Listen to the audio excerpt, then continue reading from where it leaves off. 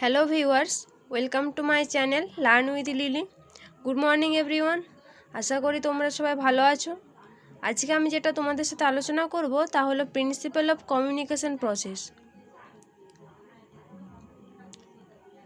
প্রথমে আমরা কি জানি যে কোনো ব্যক্তির মনের ভাব অনুভূতি অন্যের মনে সঞ্চালিত করাকে বলা হয় যোগাযোগ। আর এই যোগাযোগ প্রক্রিয়াকে কার্যকরী করতে আদর্শ যোগাযোগ প্রক্রিয়া কিন্তু একান্ত প্রয়োজন। আদর্শ যোগাযোগ ছাড়া শিক্ষণীয় বিষয় শিক্ষার্থীদের সামনে তুলে ধরা সম্ভব নয়। আর এই যোগাযোগ প্রক্রিয়াকে কার্যকরী করে তোলার জন্য আমাদেরকে বেশ কিছু নীতি অনুসরণ করতে হয়, যার মধ্যে অন্যতম হলো প্রথমত প্রস্তুতি ও প্রেরণার নীতি বা principal of readiness and motivation. অর্থাৎ যোগাযোগ প্রক্রিয়াকে কার্যকরী করে তোলার জন্য সেন্ডার এবং রিসিভার উভয়েরই মানসিকভাবে প্রস্তুত হওয়া প্রয়োজন, কারণ গ্রাহকের মনে প্রেরণা সঞ্চার না করতে পারলে যোগাযোগ প্রক্রিয়াটা ঠিকমতো সম্পন্ন হয় না। দ্বিতীয়ত হচ্ছে দক্ষতার নীতি বা প্রিন্সিপাল অফ কম্পিটেন্সি। আমাদের যে যোগাযোগ প্রক্রিয়াটি শুরু হয় সেটা নির্দিষ্ট কোনো বিষয়বস্তুকে নিয়ে, এবং আমাদের ওই বিষয়বস্তু সম্বন্ধে যথেষ্ট জ্ঞান থাকা প্রয়োজন। আমাদের যদি ওই বিষয়বস্তু সম্বন্ধে যথেষ্ট পরিমাণ জ্ঞান না থাকে তাহলে কিন্তু আমরা অন্য ব্যক্তির কাছে ওই বিষয়বস্তুটি দক্ষতার সঙ্গে উপস্থাপন করতে পারবো না। তাই আমাদের ওই বিষয়বস্তু সম্বন্ধে যথেষ্ট পরিমাণ জ্ঞান থাকা অত্যন্ত আবশ্যক। তৃতীয়ত ক্রিয়া প্রতিক্রিয়া নীতি বা প্রিন্সিপাল অফ ইন্টারেকশন।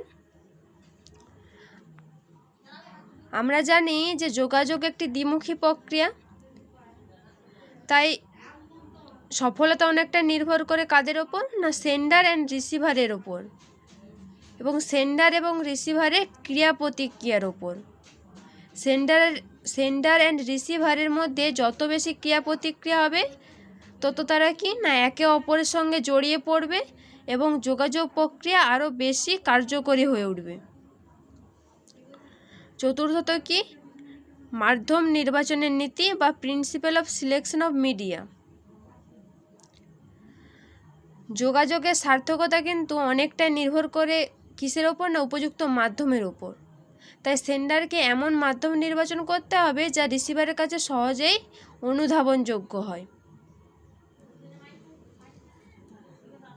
পঞ্চমত উপযুক্ত বিষয়বস্তু নির্বাচনের নীতি বা principal of selection of appropriate content.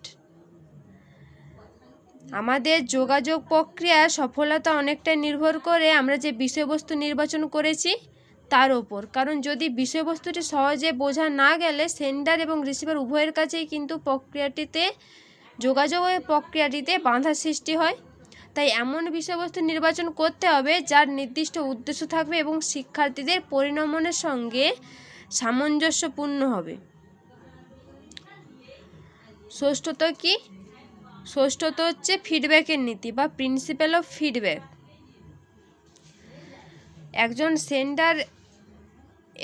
একজন সেন্ডারের রিসিভারের কাছ থেকে ফিডব্যাক পাওয়া অবশ্যই প্রয়োজন। যেমন শ্রেণীকক্ষে যদি শিক্ষক উপযুক্ত ফিডব্যাক পান স্টুডেন্টদের কাছে, তাহলে তিনি কাজের ওপর উপলব্ধি ঘটিয়ে আরও দ্বিগুণ উৎসাহে পরবর্তী কাজগুলো সম্পাদন করতে পারে। আজকের ভিডিওটা এই পর্যন্ত। যদি তোমাদের কোনো জায়গায় কোনো কনফিউশন থেকে থাকে তাহলে আমাকে কমেন্টে জানিও, আমি পরে আবার কোনো ভিডিওতে ওই জায়গাটা আলোচনা করে দেব।